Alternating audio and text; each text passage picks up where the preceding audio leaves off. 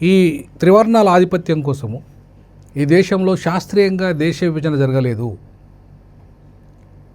శాస్త్రీయంగా దేశ విభజన జరగకపోవడం వల్ల కొన్ని రాష్ట్రాలు అతిపెద్దంగాను, కొన్ని రాష్ట్రాలు అతి చిన్నగాను ఉన్నాయి.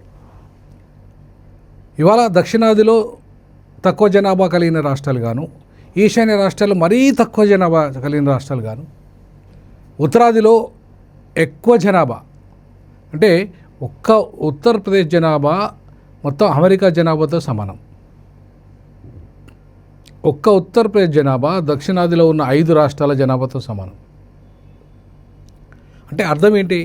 ఇవాళ ఒక్క ఉత్తరప్రదేశ్ మొత్తం దేశంలో ప్రధానమంత్రి నిర్ణయిస్తుంది, రాష్ట్రపతి నిర్ణయిస్తుంది, పార్లమెంట్ స్పీకర్ని నిర్ణయిస్తుంది, ఉపరాష్ట్రపతి నిర్ణయిస్తుంది, కేంద్రంలో కీలక శాఖలు నిర్ణయిస్తుంది.